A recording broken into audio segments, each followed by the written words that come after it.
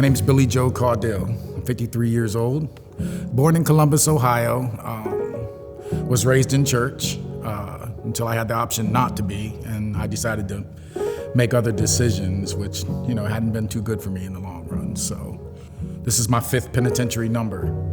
Not that I'm proud of that, but, when you don't make plans that are, the plans that are supposed to be made, and you don't do the things you're supposed to do in life, you always suffer the repercussions. The end result was my very first number at 18 years old. And from then on, it's been a struggle until now, with addictions, history of crime, and just, not having any worries or cares about anything that happens to me or anyone else. I fathered a bunch of children and didn't do my part. From the moment I stepped in here, I decided to turn my life over to God, because when I was little, the most time when they asked me was, what's the greatest time in your life that you ever remember? And I remember going to church and singing songs in Sunday school and going on the stage with my mom when she would play guitar and piano and me singing. And I thought, well, that was the most important time of my life. Those were my developing years with my father. And I wanted that back. I wanted that joy, that peace, and that love that I used to have then, now. And I knew the only way to get that was to go back to what I knew best, which was to pray and ask God for forgiveness and say, please come into my heart. And it was hard. I'm not gonna lie. The devil tried really hard because he was losing a soldier. I want to stay in Christ. I want to keep my walk pure. I want to pass it on. I've already started making connections with my children who I didn't never think I'd be able to talk to again. I got 12 kids.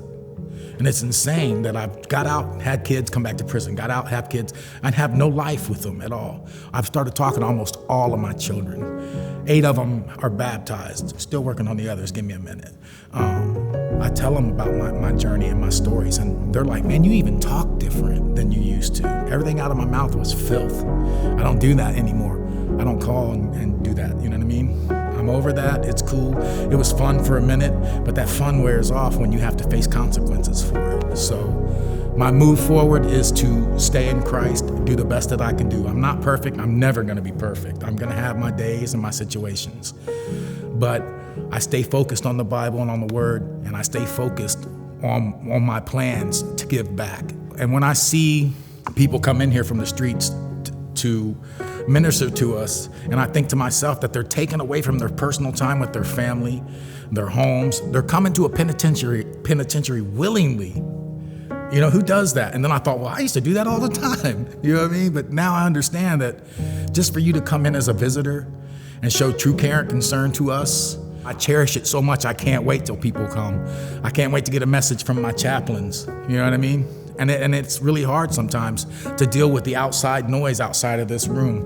When you go out that front door, you're with the worst of the worst sometimes. And they call you names. They call you Bible thumper, and they call you, why didn't you do that on the street? You're fake. You're a fake Christian, and all these things. But I don't let it get to me anymore. Because if they had what I have, they would understand. So if I can just draw one person in with a message, I'm cool with that. I don't think I'll ever be a minister by book, but I'm a messenger by faith. You know what I mean? I feel like with my faith and the way that people see what I've came from, especially the guys that's known me all these numbers, and they see it and they're like, man, what's up with Billy? You know what I mean? I'm not that guy anymore. I want people to know that just because you've been to the bottom of the barrel doesn't mean you can't rise to the top like the cream, because you can. I mean, you can do anything you want through Christ. All things are possible.